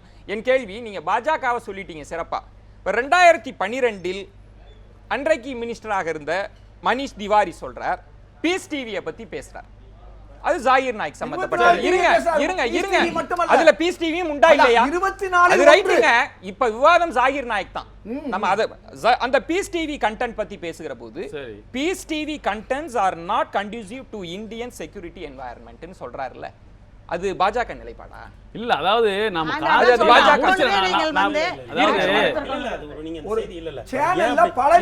அப்படி சொல்றாருன்றது நீங்க 24 illegal channels, illegal TV channels இருந்தது. அதுல ஒன்னமங்கம் வந்து பீஸ் டிவி, ஓகேங்களா? ஆனா அது இல்லீகல் சேனல். அது வந்து இவங்க முறையா பெர்மிஷன் வாங்காம நடத்துற சேனல் ஒண்ணு. அவர் அப்ப MOS வந்து இன்ஃபர்மேஷன் அண்ட் பிராட்காஸ்டிங் அல்ல, கண்டென்ட் அதனினுடைய பிரச்சனை இல்லைன்றாரு அவர். அவங்க கண்டென்ட் பத்தி பேசுறாங்க. பீஸ் டிவிக்கு அனுமதி மறுக்கப்படுகிறது, லைசென்ஸ். அதை பத்தி இப்ப பேச காங்கிரஸ் கவர்மெண்ட்ல கொடுத்துட்டாங்களா? இல்ல. இன்னைக்கு காங்கிரஸ் அதை கேக்குது கேள்வியா? நாங்க அப்ப கொடுத்தோமா? நாங்க ஜாகிர் நாயக்க ஆதரிக்கிறோம்னு நீங்க சொன்னீங்கன்னா நாங்க அன்னைக்கு பீஸ் டிவிக்கு அனுமதி கொடுத்தோமான்னு ஒரு கேள்வி அவங்களே பேசுறாரு. அப்படின்னா நீங்க வந்து இப்ப என்னன்னா அங்க ஒரு சந்தேகத்தை நம்ம எழுப்பலாம் இல்லைங்களா? நீங்க அனுமதி வாங்காம ஒரு டிவி சேனலை நீங்க அவரை ரன் பண்றதுக்கு அலோவ் பண்ணிருக்கீங்க. அதே நேரத்தில் அதே காலகட்டத்தில் ஒரு 50 லட்சம் ரூபாய் அவர் உங்க ஃபவுண்டேஷனுக்கு டொனேட் பண்ணியிருக்காரு. இப்போ இந்த ரெண்டையும் இப்போ யாராவது லிங்க் பண்ணிடக்கூடாது அப்படிங்கிறதுனால தான் MOS வந்து இவங்க வெளியே அனுப்பி, அப்போ MOSாவும் காங்கிரஸினுடைய அஃபிஷியல் ஸ்போக்ஸ் பர்சனாகவும் இப்போ அவர் அந்த கேட்டகரியில் இருக்காரான்னு தெரியல. ஆனால் அப்போ இருந்தார். இப்போ மனிஷ் திவாரி இந்த இஷ்யூவில் வந்து வெளியில் வர்றார். இதில் இந்த இல்லீகாலிட்டியோ இதுவோ எதுவுமே முக்கியம் கிடையாது. இதோட முக்கியமான இடத்த ஜாகிர் நாயக் தொடுறாரு. எங்கே தொடுறாரு தெரியுங்களா? இந்த லெட்டரில் சொல்கிறாரு, லெட்டர் நான் ஃபஸ்ட்டு சொல்லிட்டு, it is an attack against peace, democracy and justice. He said the motive was to target his community by demonising him. நான் என்ன சொல்கிறேன், இந்த இடத்துல தான் நான் காங்கிரஸை பார்த்து கேள்வி எழுப்புறேன். நீங்கள் 50 லட்சம் வாங்கினதோ, அன்னைக்கு இல்லீகலாக 24 சேனலில் பீஸ் டிவி ஒன்றாக இருந்ததோ விஷயம் கிடையாது. இன்று செப்டம்பர் 10, 2016 ஹிந்துல ரிப்போர்ட் ஆகிருக்குது. MHA ministry of home affairs சொல்றாங்க, no illegality in the donation. Ministry of home affairs சொல்லியிருக்காங்க, அது ஹிந்துல ரிப்போர்ட் ஆகிருக்கு. இவ்வளவுக்கு பிறகும் நீங்கள் ஜாகிர் நாயக்கை கைவிடுவது ஏன்? இதான் காங்கிரஸ் பார்த்து நான் கேட்கிறேன். இந்த கேள்விக்கு கட்டாயமாக திரு ஹிதாயத்துல்லா அவர்களிடம் பதிலை பெற்றுக்கொள்ளலாம். ஒரு சிறிய விளம்பர இடைவேளைக்கு பிறகு பொறுத்திருங்கள்.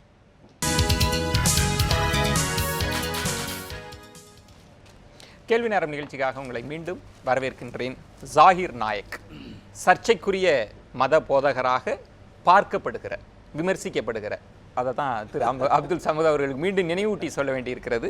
அந்த அவர் சார்ந்து இருக்கக்கூடிய தன்னார்வ அமைப்பு வழங்கி இருக்கக்கூடிய இந்த 50 லட்சம் நன்கொடை தான் ஒரு பெரிய விவாதமாக மாறி இருக்கிறது. அது இந்த தேசத்தின் பாதுகாப்பு தொடர்பாக எல்லாம் இந்த விவாதத்தை பாஜக நகர்த்தி இருக்கிறது.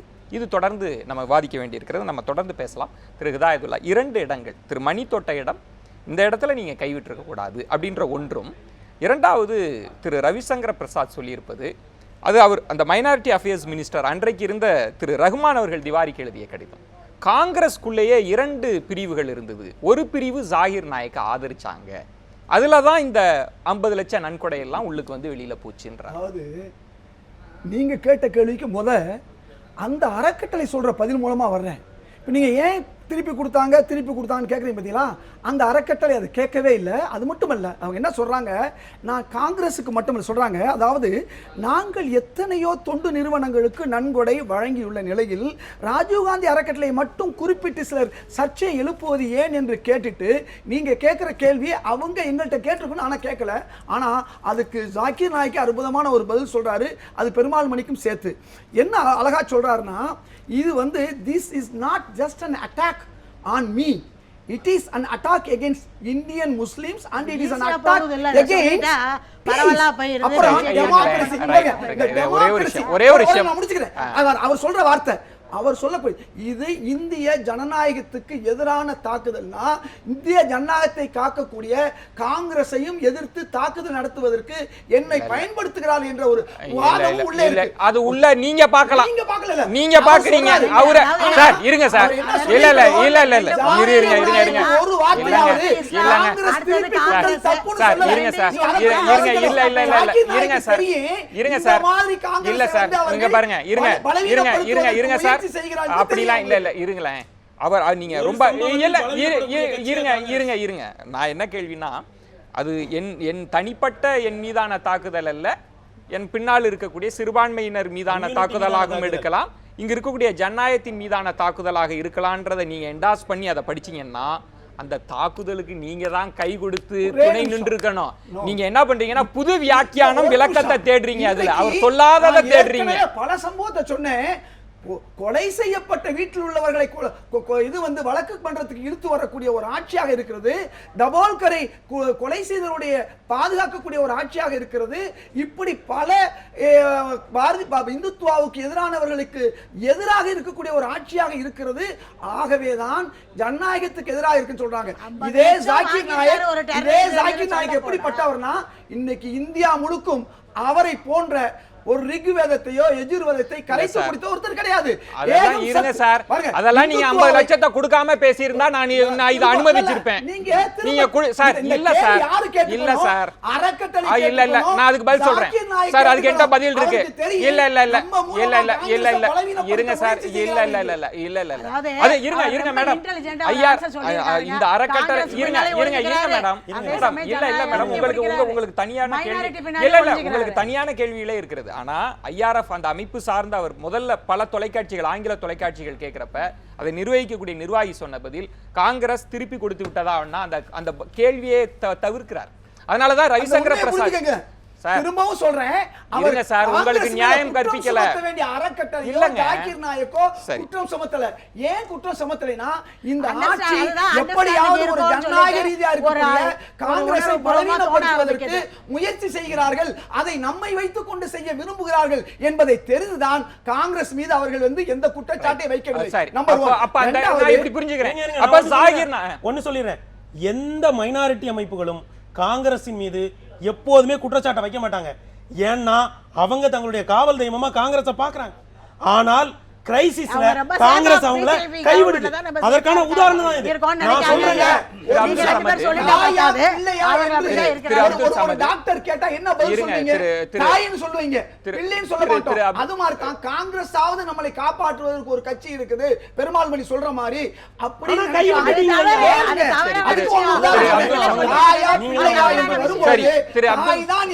சொல்லுவார்கள், சொல்ல மாட்டார்கள்.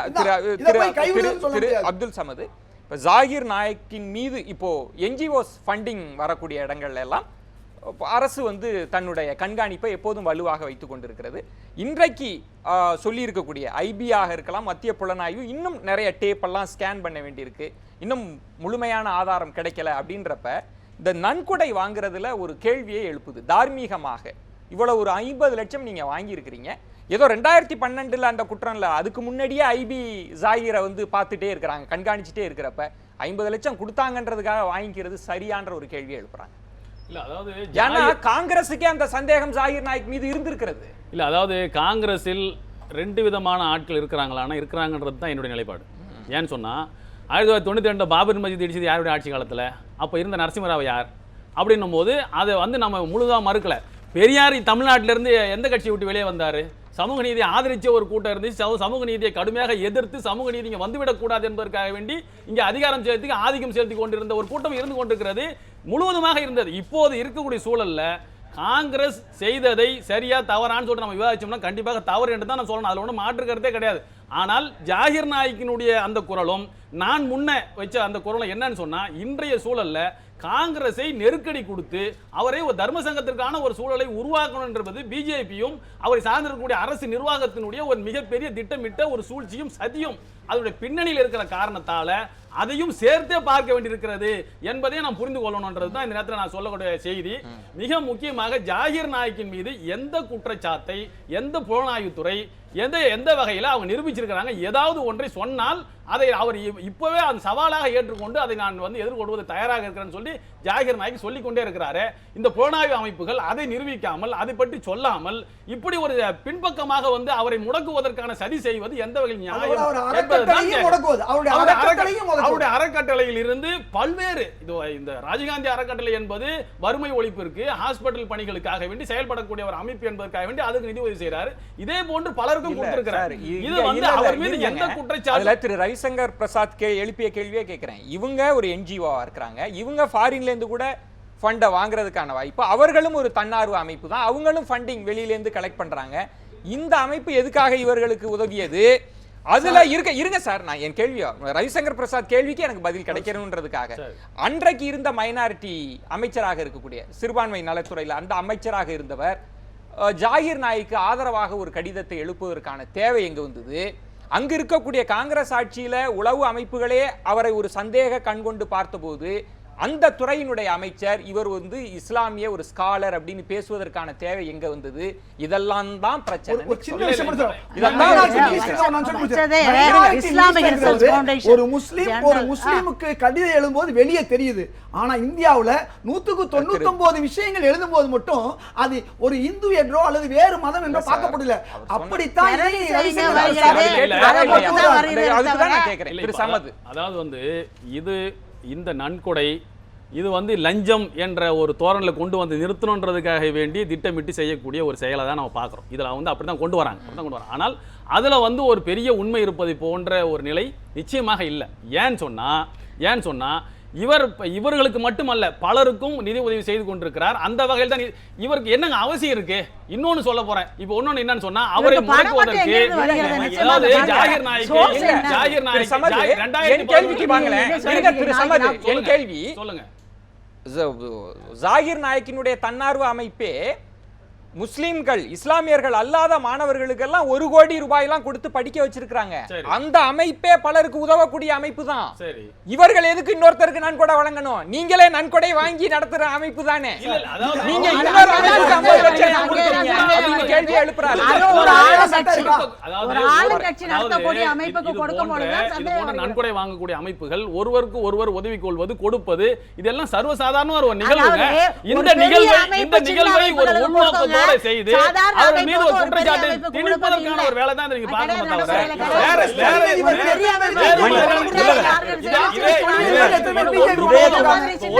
அதாவது தனக்கு பிடிக்காத ஒரு நபரை முடக்குவதற்கு இதுல ஏதாவது ஒன்று இருந்தால் அது போல அவங்களுக்கு ஒண்ணுமே இல்லாமலே இது மாதிரி ஒவ்வொருத்தரா பேசலாம். எனக்காக நான் எல்லாத்துக்கும் பதில் சொல்ல வேண்டிய அவசியம் இருக்கு. நீங்க வருவதற்குள்ள நிறைய நேரம் போகிவிடுது. அதனால அவர்கள் பேசுறதுக்கு 3 பேர் பேசுவதற்கு நான் பதில் சொல்ல இல்ல 3 பேர் உங்களுக்கு சார்ஜ் வைக்கல, மணி உங்களுக்கு கேள்வி வைக்கல, அவங்க ஹிதாயத்துல்லாஹ்க்கு தான் வச்சாங்க. அதாவது ஒரு என்ஜிஓ ஆனது பெரிய என்ஜிஓ இன்டர்நேஷனல் ஆர்கனைசேஷன் ஒன்று இருந்ததுன்னா நம்ம நீங்க ராஜீவ்காந்தி ஃபவுண்டேஷன் அவங்க எய்ட்ஸோட ஃபவுண்டேஷனோட வச்சிருக்காங்க, ஓஎன்ஜிசியோட அலைன்மெண்ட் வச்சிருக்காங்க, இந்த மாதிரி வங்கிகளோட வச்சிருக்காங்க. அதனால இவெல்லாமே டோனரா இருக்கும்போது ஏன் இந்த ஃபவுண்டேஷன்ல இருந்து அவங்க பணம் வாங்க தேவை என்ன இருக்கிறது? அதனால இவங்க கொடுக்கக்கூடிய தேவை எங்க இருக்கிறது? இவங்களுக்கு பணம் எங்க இருந்து வருகிறது? முதல்ல இந்தியாவில் பிஜேபி ஆட்சி வர விட்டு தான் வெளிநாடுகள்ல இருந்து வர்ற பணம் அதாவது மதமாற்றத்திற்கா டெரரிசத்துக்கா நீங்க ரியல் எஸ்டேட் ஒரு பூம் வந்தது. அப்ப வரும்போது அதை கொஸ்டின் பண்ணப்பட்டுச்சு. இது வெளியில இருந்து டெரரிசம் மணியா இல்ல பிளாக் மணியா? அப்ப காங்கிரஸ் கவர்மெண்ட்ல இதெல்லாம் ஒரே ஒரு விஷயம் இருங்க. இப்ப நேரடியாக இந்த கேள்விக்கு பதில் வாங்க. அந்த அமைப்பு தன்னார்வ அமைப்பு காங்கிரஸ்க்கு மட்டும் தான் கொடுத்ததா? அந்த ராஜீவ்காந்தி அறக்கட்டளைக்கு மட்டும் தான் கொடுத்ததா? மத்த அறக்கட்டளைக்கு எல்லாம் கொடுக்கலையா? இருங்க அந்த அறக்கட்டளை எல்லாம் நீங்க கொஸ்டின் பண்ணிட்டீங்களா? அந்த அறக்கட்டளை எல்லாம் நீங்க விமர்சனத்துக்குள்ளாக்க கொண்டு இது வந்து ஆளுங்கட்சி நடத்தக்கூடிய அறக்கட்டளைங்க. அன்னைக்கு ஆளுங்கட்சியா இருந்த காங்கிரஸ் இல்லைங்க, ஒரு ரொம்ப அரசு நாளாக அப்படி பேச இந்திய முடியாது. அமைப்பை ஒரு அரசு அப்படி நடத்திட்டு பேச இருக்க. முடியாது. அதாவது நார்மலா அறக்கட்டளையிலே எங்க போகுது? இப்ப இன்ஸ்டிடியூஷனுக்காக வச்சிருக்காங்க, எஜுகேஷன் இன்ஸ்டிடியூஷன். டொனேஷன் எப்படி வாங்குறாங்க? அறக்கட்டளை மூலமா தான் வாங்குறாங்க. It is a bribe. அது பிரைப் தவிர ஒண்ணும் கிடையாது. அது அக்கௌண்டபிள் மணியா? அது கிடையாது. ஒரு டொனேஷன் வாங்கிக்கிறது. ஒரு செய்தி சொல்லட்டுமா? அதிகமாக வெளிநாடுகளில் இருந்து நிதி வாங்கக்கூடியது, நன்கொடை வாங்கக்கூடியது வந்து யார் வாங்குறது தெரியுமா? ஆர்எஸ்எஸ் அமைப்புல இருக்கக்கூடிய எவ்வளவு வாங்குறாங்க தெரியுங்களா? இன்னைக்கு பிஜேபி அரசு வந்து அதை வரைமுறைப்படுத்தி இருக்கிறது. அதான் உண்மை. இது எதுக்கு உதவுகிறது? இந்த பணம் எங்க போகிறது? நீங்கள் வந்து அசோக் சிங்கால உடனே எடுத்துட்டு வந்தா தப்புன்னு சொல்ல முடியாது. இன்னைக்கு நம்ம ரவிசங்கர் பிரசாத் கேட்டிருக்கிறது ஒரு क्वेश्चन வந்திருக்கு. பங்களாதேஷ் கவர்மெண்ட் சொல்லி இருக்கு, அவங்க நடவடிக்கையை பாருங்கள். 20 ஸ்கூல்ல இங்க நடத்துறாங்க, எங்க ஸ்டூடண்ட்ஸ் எல்லாம் டெரரிஸ்டா போயிட கூடாது அப்படினு சொல்லி அவங்க ஒரு சில ஊடகங்கள் செஞ்ச வேலை தான் தவிர ஒரு சில உளவுத்துறையினர்கள் செஞ்ச வேலை தான் தவிர வேற ஒண்ணும் கிடையாது. அதாவது நீங்க அவங்களோட ஒரு விஷயத்துக்கு நான் பதில் சொல்லிறேன். சமதன் என்ன சொல்றாரு? இத வந்து ஒரு லஞ்சம் அப்படினு இவங்க பின்ன பாக்குறாங்க. ஃபர்ஸ்ட் விஷயம் சொல்றாரு, இத ஒரு லஞ்சம்னு பின்ன பாக்குறாங்க. ரெண்டாவது காங்கிரஸுக்கு ரவிசங்கர் பிரசாத் சொல்றாரு இல்ல இல்ல லஞ்சமாங்கன்னு தான் சொல்றாரு. அவருடைய வார்த்தைகள் வருது. ஐயோ அம்மா ஒரு நிமிஷம் நான் முடிச்சிரேம்மா. அம்மா நான் முடிச்சிரேன். லஞ்சம்னு சொல்லி இவங்க வந்து லஞ்சம்ங்கற இப்போ அது லஞ்சமா இல்லையாங்கறத விசாரிச்சு கண்டுபிடிக்க வேண்டியது அரசு. அதற்கு முந்தி கொண்டு நான் திருப்பி கொடுத்ததன் மூலம் தன்னுடைய தார்மீக கடமையிலிருந்து காங்கிரஸ் விலகுகிறது. ஏங்க ஒரு அரசு பல பேருக்கு பல நெருக்கடிகளை கொடுக்கிற பொழுது ஒரு காக்கும் தோழனாக நீதித்துறை நிற்கும் இல்லையா? நீதித்துறைக்கு பிறகு களத்துல துணையாக நிற்க வேண்டியது பிரதான எதிர்க்கட்சி. நான் என்ன சொல்றேன், நீங்க இந்த நேரத்தில் ஒரு நெருக்கடியை இஸ்லாமியர்களுக்கு இந்த அரசு கொடுப்பதாக சொல்லப்படுகிற இந்த நேரத்தில் இஸ்லாமியருக்கும் கிடையாதுங்க. இந்த நேரத்தில் இது ஏதோ ஒரு பிரச்சனை பண்றாங்க. நீங்க அவர்ட்ட இருந்து 50 லட்சத்தை கொடுத்ததன் மூலம் திருப்பி கொடுத்ததன் மூலம் காங்கிரசின் மீது சிறுபான்மையினர் வைத்திருந்த ஒரு நம்பிக்கையை அல்லவா காங்கிரஸ் திருப்பி கொடுத்து விட்டது. இது வந்து மிக தவறான காரியம் இல்லையா? காங்கிரஸ் மேல சிறுபான்மையினருக்கு நம்பிக்கை இல்லங்கறத நம்ம சொல்லலாம். இல்லங்க, நம்ம வந்து உங்களிடம் ஒரே ஒரு கேள்விங்க. இருங்க ஆட்சி நடத்தி கொண்டிருக்கிறது. ஆகையால் இந்த சமயத்துல இந்த மாதிரி நீங்க வந்து காங்கிரஸ் தான் சிறுபான்மையினருக்கு தோழன் அப்படிங்கிற மாதிரி ஒரு இஷ்யூ நம்ம கேள்விக்கு பதில் சொல்லாம நம்ம அத நகர்ந்து போக முடியாதுன்றதுனால ஒரு கேள்விங்க. இல்லங்க அவர் கேட்பது, நீங்க ஜாகிர் நாய்க்கு வந்து குற்றம் சுமத்தப்பட்டுட்டார், அதற்கான எவிடன்ஸ் எல்லாம் நீங்க காட்டிட்டீங்க அப்படின்னா அது வேறு ஒரு விவாதம். ஆனா என்னன்னா, நீங்க ஜாகிர் நாய்க்கு அந்த குண்டு வெடிப்புக்கு அடுத்த நிமிடமே அவரை தீவிரவாதியா சித்தரிச்சிட்டீங்க. ஆனா இதுவரைக்கும் போதுமான ஆதாரங்களையும் நீங்க கொடுக்கல, ஆதாரத்தையும் தர மாட்டீங்க, சட்டப்பூர்வமாகவும் நிறுத்த மாட்டீங்க. ஆனால் இந்த அரசியல் விமர்சனத்தை மட்டும் பண்றீங்கன்றது தானே கேள்வி. இந்த அரசு இந்த நம்ம நாட்டுல தாவூத் இப்ராஹிமோட இது பார்த்திருக்கோம், பம்பையில் பிளாஸ்ட் இதெல்லாம் என்ன நடந்தது, ஒரு வாரே நடந்த மாதிரி நடந்தது. இன்னைக்கு காஷ்மீர் பிரச்சனை நடந்து கொண்டு இருக்கிறது. ஆகினால் இந்த மாதிரி இருக்கிறதுல நம்ம ரொம்ப கேர்ஃபுல்லா இருக்கணும். ஸோ ஆகினால இந்த வந்து இந்த பிரச்சனை ஒரு ஜாகிர் நாயக்கோட பிரச்சனை வரும்பொழுது அவர் எங்கெங்கெல்லாம் பணம் கொடுத்திருக்காரு, ஏன்னா அது எதிர்க்கட்சிக்கே பணம் கொடுத்திருக்காரு. இருங்க பங்களாதேஷ் சொல்லியிருக்கேங்க, பங்களாதேஷ் கேட்டிருக்கு, பங்களாதேஷ் இந்தியா கவர்மெண்ட் கேட்டிருக்கு, எங்க ஊர்ல 20 ஸ்கூல் வச்சிருக்காரு, இதெல்லாம் என்ன நடக்கிறது? அவர் என்ன பேசிட்டு ஒரே ஒரு கேள்வி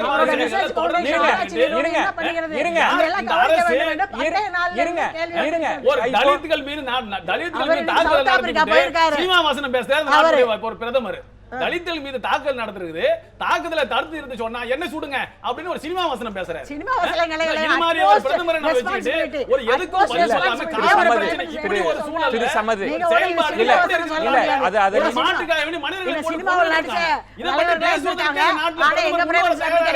அதை ஒடுக்கிறதுக்கு அவர்கள் மீது நடவடிக்கை எடுப்பதற்கு தயாராக இல்ல. இந்த நாட்டுல பாசிசம் தலைவிரித்து ஆடிக்கொண்டிருக்கிறது, ஒரு அரச பயங்கரவாதம் நடந்து கொண்டிருக்கிறது. இதுக்கெல்லாம் எந்த விதமான தீர்வையும் பிரச்சனைகளை தூண்டி விடுவது அமைப்புகள் தான். இவங்க வந்து இன்னைக்கு ஜாகிர் நாயக் காமிச்சு ஒரு பெரிய பூதம், பெரிய பயங்கரவாத மாதிரி காட்டுறீங்க. என்ன இருக்கு இதுல? நீங்க தான் காமிக்கிறீங்க. நாங்க வந்து அவர் பணம் கொடுத்த இடமோ பணம் வாங்கப்பட்ட இடத்தை தான் நான் கேட்கிறேன் தவிர ஜாகிர் நாயக்க ஒரு பூதமாக இந்த அரசு சித்தரிக்க முயலுகிற பொழுது இந்த நன்கொடையை திருப்பி கொடுத்ததன் மூலம் ஆமா அதை நாங்க என்டோஸ் பண்றோங்கிற நிலைப்பாட்டை காங்கிரஸ் எடுத்துச்சு. காங்கிரஸை காப்பாற்றுவதற்காக நான் பேசவே இல்லை. ஒரு விஷயத்தை நான் தெளிவுபடுத்த விரும்புறேன். காங்கிரஸை கார்னர் பண்ணி அவர்கள் வந்து எந்த காரணத்திலும் இவர்களுக்கு எதிராக திரும்பிடுவாத அளவுக்கு யாருக்கு RSS சங் பரிவார இயக்கங்களுக்கு மத்திய அரசுக்கு எதிராக கடுமையான வார்த்தைகளை முன்வைக்காத அளவுக்கு தடுக்கிறதுக்காக வேண்டி இதையெல்லாம் பயன்படுத்துறாங்க. அதே நேரத்தில் காங்கிரசுடைய கடந்த கால செயல்பாடுகள்ல வந்து குஜராத் கலவரம் தொடங்கி பாபர் மஸ்ஜித் இடிப்பு வரைக்கும் எல்லா பிரச்சனைகளுமே காங்கிரசுடைய செயல்பாடுகள்ல நம்ம வந்து முழு திருப்தியாலாம் இல்ல, பல்வேறு பிரச்சனைகள் இருக்கதான் செய்யுது. அதற்காக வேண்டி இன்றைய சூழலை கருத்தில் கொள்ளாமல் நீங்கள் பழைய செய்திகளை நான் பேசுவது என்பது முடியாது. இந்த சூழல்ல இவர்கள் அந்த படத்தை திருப்பி கொடுத்துட கூடாது. அதை தாண்டி ஜாகிர் நாயக்கினுடைய செயல்பாடுகள் ஏதோ பாஜக ஆட்சி செய்கிற இந்தியாவில் மட்டும் தடை செய்யப்பட்டிருக்கிறதா? அது ஒரு கேள்வி இருக்கிறது. பல நாடுகள் அவர் மீது ஒரு ஒரு ஒரு சந்தேக கண்கொண்டு பார்க்கிற தன்மையும் நம்ம பார்க்கிறோம்.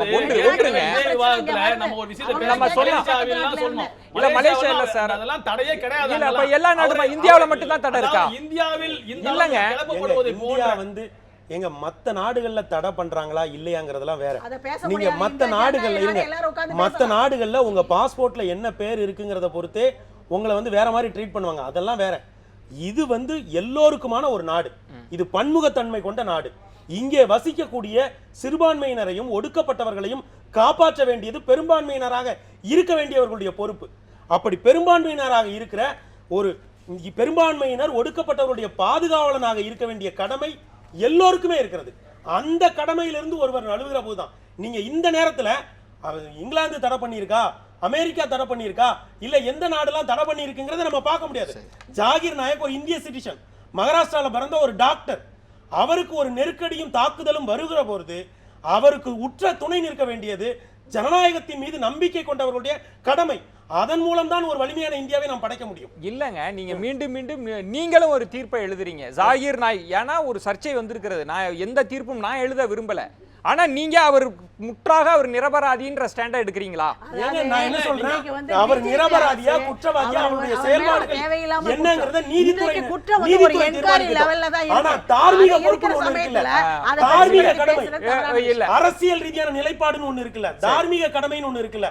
ஒருவன் பாதிக்கப்படுகிற போது, ஒரு சிறுபான்மையினர், ஒரு ஒடுக்கப்பட்டவன் பாதிக்கப்படுகிற போது துணை நிற்க வேண்டிய பொறுப்பு பெரும்பான்மையினருக்கு இருக்கிறது இல்லையா? அந்த தார்மீக பொறுப்பிலிருந்து யார் விலகினாலும் நம்ம கேள்வி. நான் உங்களிடம் இறுதியாக என்கிட்ட ஒரே ஒரு ரெண்டு கேள்விகளை நான் இணைத்து கேட்கிறேன். ஜாகிர் நாயக்கின் மீது குற்றம் சுமத்தப்பட்ட போதே நீங்க அதை டேப்பை கூட ஸ்கேன் பண்ணல, இன்னும் நிறைய போதுமான இது இருங்க எவிடன்ஸ் எல்லாம் இல்ல, ஆனா தீவிரவாதின்னு சொன்னீங்க. ஒன்று, அதையும் அவர் கொஸ்டின் பண்ணார். நீங்க ஏதாவது ஆதாரத்தை நிரூபிச்சுட்டு எனக்கு தூக்கு தண்டனை கூட கொடுங்கன்னாரு, நீங்க அதையும் செய்யல. இரண்டாவது, அது நிரூபிக்கப்படாததற்கு முன்பே வந்து திக் விஜய் சிங்கை அவரையும் ஒரு பயங்கரவாதின்னு சொன்னீங்க. ஏன்னா அவரோட ஒரு போட்டோ எடுத்துக்கிட்டார், கட்டி பிடிச்சிக்கிட்டார் அப்படின்றதுக்காக அடுத்தது சொன்னீங்க. இப்ப மூணாவது என்னன்னா, அவர்கிட்ட பணம் வாங்கினது. இப்ப நீங்க தீர்ப்பை எழுதிட்டீங்க, ஜாகிர் நாயக் ஒரு பயங்கரவாதி அப்படின்னு தீர்ப்பை எழுதி அதன் மூலம் காங்கிரஸை தூக்கிலிட வேண்டும். இதுதான் கருத்து. அதாவது இது வந்து என்னமோ காங்கிரஸ் வந்து ரொம்ப ஒன்றுமே இல்லாமல் இருக்க மாதிரியும், இவ்வளோ நாள் நாட்டை ஆண்டவங்க அவங்களுக்கு வந்து இந்த விஷயங்கள்லாம் தெரியாதா, தெரிஞ்சுதான் அவங்க திருப்பி கொடுத்துருக்காங்க பணத்தை. அடுத்து நீங்கள் இன்னொன்று நினச்சிக்கணும், இதாவது பிஜேபி வந்து என்னென்னா சிறுபான்மையினருக்கும் தாழ்த்தப்பட்டவர்களுக்கும் எதிரான ஒரு இது மாதிரி, அதனால இந்த மாதிரி பண்ணிட்டு இருக்காங்கன்னு. இது பிஜேபியில் தான் ஒரு எம்பிசி வந்து இன்னைக்கு பிரைம் மினிஸ்டராக இருக்காரு, நாட்டை ஆண்டு. அதனால் இந்த உங்கள் கேள்விக்கு இது ஒரு பதிலாக இருக்கணும் இல்லையா? உங்களுக்கு வந்து பிஜேபியோட நிலைப்பாடை நாங்கள் சொல்லணும்ல. இன்னைக்கு பங்களாதேஷ்லேருந்து கொஸ்டின் பண்ணியிருக்காங்க, நீங்கள் என்கொயரி பண்ணுங்க. அதான் மகாராஷ்டிரா கவர்மெண்ட் இன்னைக்கு அவர் ஸ்டேட்மென்ட் சொல்லிருக்காங்க. அது என்ன தீர்ப்பா? இது என்ன கோர்ட்ல வந்திருக்கா? சிபிஐ வந்து ஆக்ஷன் எடுத்துச்சு, அவர் அரெஸ்ட் பண்ணிட்டாங்களா? என்ன பண்ணிட்டாங்க? என் கேள்வியை நீங்க வாங்கவே இல்லங்க. தீர்ப்பை எழுதி நீங்க கேள்வியை வாங்குறீங்க. அதாவது தீர்ப்பு எழுதலன்றீங்க, அப்புறம் நன்கொடை வாங்குனா அது தேசத்துக்கு விரோதம்னு சொல்றீங்க. இதுல என்ன எனக்கு புரியல. அரசியல் காலத்துல ஒரு மினிஸ்டர் வந்து எங்க ரவிசங்கர் பிரசாத் வந்து அது சொன்னது தீர்ப்பு எழுதிட்டோம் சொல்லிட்டு நீங்க சொல்றது வந்து அது தவறான விஷயம். அவர் ஏன் கொடுக்கல சொல்றேன், நான் புதுசாக சொல்லல. ஏன் கொடுக்கல? இன்னைக்கு ஏன் திடீர்னு கொடுக்கறாங்க? பிற்பகல்ல என்ன இருக்கிறது என்பதுதான் இன்னைக்கு கேள்வியை தவிர வேற ஒண்ணும் பிரச்சனை கிடையாது. மூன்று பேருக்கும் என்னுடைய நெஞ்சம் நிறைந்த நன்றிகளை தெரிவித்துக் கொள்கிறேன். ஹிதாயத்துல்லா அவர்களுக்கும் என்னுடைய நன்றிகளை தெரிவித்துக் கொள்கிறேன். இந்த பிரச்சனை என்பது ஒவ்வொரு கட்டமாக எல்லாவற்றையும் தீர்மானிக்கக்கூடிய இடத்தில் நீதிமன்றமும் சட்டமும் தான் இருக்க முடியும். மற்றொரு ஆழமான தலைப்போடு சந்திக்கிறேன். நன்றி, வணக்கம், நள்ளிரவாகட்டும்.